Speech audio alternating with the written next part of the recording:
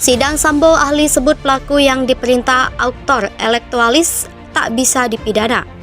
Kami mau meminta penjelasan ahli tentang apa yang dimaksud dengan pihak yang menyuruh melakukan atau downplagger.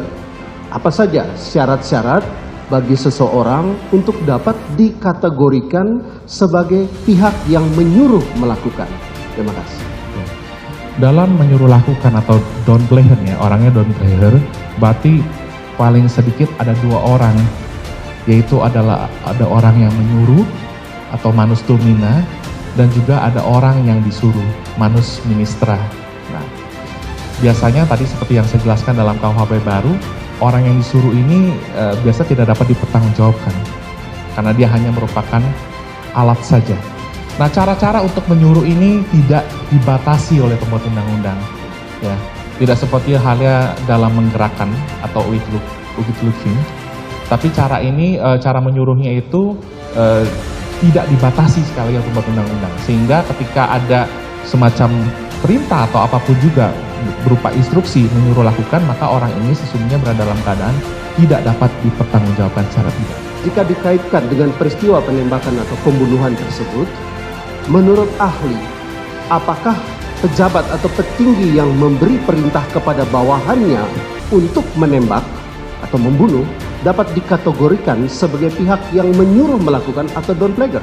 Ya, kalau kita lihat dari kapasitas penyertaan tadi, beberapa bentuk ya, dari penyertaan tadi, maka yang paling relevan adalah menyuruh lakukan, karena menyuruh itu berarti kan bisa berupa perintah atau instruksi yang dilaksanakan oleh orang yang sesungguhnya tidak bisa dimintakan pertanggungjawaban. Baik itu karena pasal 44 atau 48 ada daya paksa, atau karena 51 KUHP. Jadi dalam konteks yang tadi lebih tepat yang menyuruh melakukannya? Iya, karena caranya tidak dibatasi, dan juga orang yang disuruh lakukan tadi tidak bisa dipertanggungjawabkan hanya karena dia merupakan seorang alat. Jika demikian, kalau si bawahan itu hanya sebagai alat, pertanyaan kami, apakah dia tidak dapat dituntut pertanggungjawaban pidana? Atau apakah ia dapat dibebaskan dari pertanggungjawaban pidana? Apakah ahli bisa menyampaikan asas atau dasar hukum terkait hal tersebut? Iya, karena yang disuruh ini tidak dapat dipertanggungjawabkan dan tidak ada kesalahan di dalamnya, maka mohon izin majelis menggunakan bahasa Latin, qui mandat ipse fecisse videtur. Siapa yang memerintah dianggap telah melakukannya sendiri.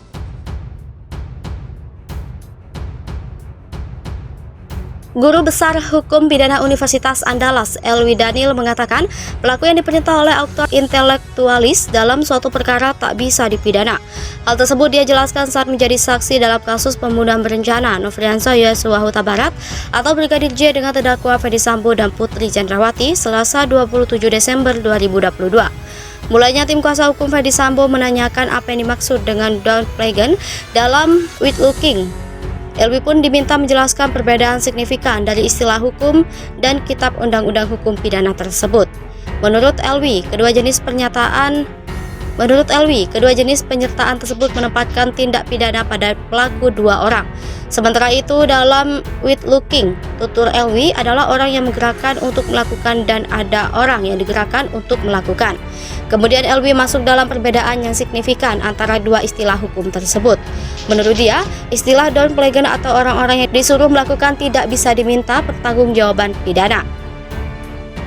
Ini berbeda dengan outlooking. Menurut Elwi, dalam istilah ini kedua pelaku bisa dihukum. Terkait kasus ini, Sambo dan Putri didakwa melakukan pembunuhan berencana terhadap Brigadir J bersama Richard Eliezer atau Baradae, Ricky Rizal, dan Kuat Maruf. Keduanya diberikan kesempatan menghadirkan saksi atau ahli yang meringankan setelah saksi dan ahli yang dihadirkan jaksa penuntut umum telah selesai. Selain Sambo dan Putri, majelis hakim juga memberikan kesempatan 3 terdakwa lain dalam kasus ini untuk bisa menghadirkan saksi atau ahli sebelum melakukan pemeriksaan terhadap mereka. Dalam dakwaan disebutkan Richard menembak Brigadir J atas perintah Sambo yang kala itu masih menjabat sebagai mantan Kepala Divisi Profesi dan Pengamanan Polri. Peristiwa pembunuhan Yosua disebut terjadi lantaran adanya cerita sepihak dari istri Ferdy Sambo, Putri Chandrawati, yang mengaku dilecehkan Yosua di Magelang pada 7 Juli 2022. Atas informasi itu, Sambo kemudian marah dan merencanakan pembunuhan terhadap Yosua yang melibatkan Richard, Ricky, dan Kuat di rumah dinasnya di Kompleks Polri Duren 3, Jakarta Selatan pada 8 Juli 2022.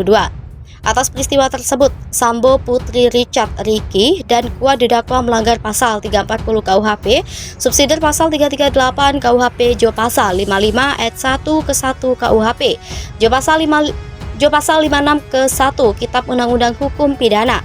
Kelimanya terancam pidana maksimal hukuman mati, penjara seumur hidup atau selama-lamanya 20 tahun. Khusus untuk Sambo, jaksa juga mendakwanya terlibat obstruction of justice atau perintangan proses penyidikan pengusutan kasus kematian Brigadir J. Ex-perwira tinggi Polri itu dijerat dengan pasal 49 junto pasal 33, subsidiar pasal 48 ayat 1, junto pasal 32 ayat 1, UU ITE nomor 19 tahun 2016 atau pasal 233 KUHP, subsidiar pasal 221 ayat 1, kedua junto pasal 55 KUHP. Dan Sambo ahli sebut pelaku yang diperintah autor elektoralis tak bisa dipidana. Guru Besar Hukum Pidana Universitas Andalas, Elwi Daniel mengatakan pelaku yang diperintah oleh autor intelektualis dalam suatu perkara tak bisa dipidana.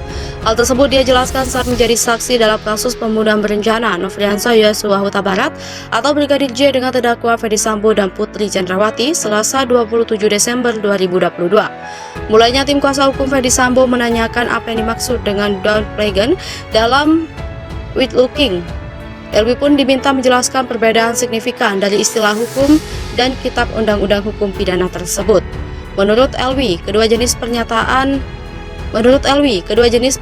tersebut menempatkan tindak pidana pada pelaku dua orang. Sementara itu, dalam with looking, tutur Elwi adalah orang yang menggerakkan untuk melakukan dan ada orang yang digerakkan untuk melakukan. Kemudian Elwi masuk dalam perbedaan yang signifikan antara dua istilah hukum tersebut. Menurut dia, istilah downplaying atau orang-orang yang disuruh melakukan tidak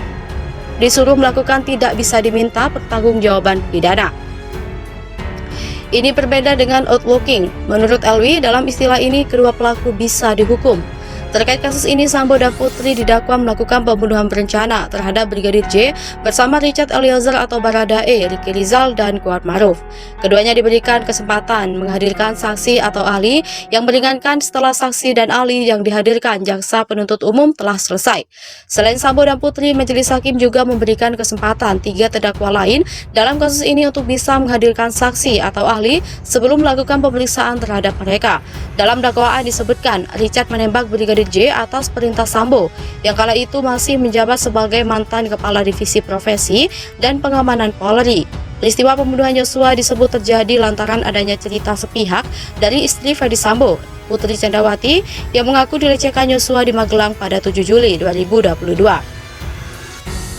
Atas informasi itu, Sambo kemudian marah dan merencanakan pembunuhan terhadap Yosua yang melibatkan Richard, Ricky, dan Kuat di rumah dinasnya di Kompleks Polri Duren 3, Jakarta Selatan pada 8 Juli 2022. Atas peristiwa tersebut, Sambo, Putri, Richard, Ricky, dan Kuat didakwa melanggar pasal 340 KUHP, subsidiar pasal 338 KUHP, Jo pasal 55 ayat 1 ke 1 KUHP, Jo pasal 56 ke 1 Kitab Undang-Undang Hukum Pidana. Kelimanya terancam pidana maksimal hukuman mati, penjara seumur hidup atau selama-lamanya 20 tahun. Khusus untuk Sambo, jaksa juga mendakwanya terlibat obstruction of justice atau perintangan proses penyidikan pengusutan kasus kematian Brigadir J. Ex-perwira tinggi Polri itu dijerat dengan pasal 49 junto pasal 33, subsidiar pasal 48 ayat 1, junto pasal 32 ayat 1, UU ITE nomor 19 tahun 2016 atau pasal 233 KUHP, subsidiar pasal 221 ayat 1, kedua junto pasal 55 KUHP.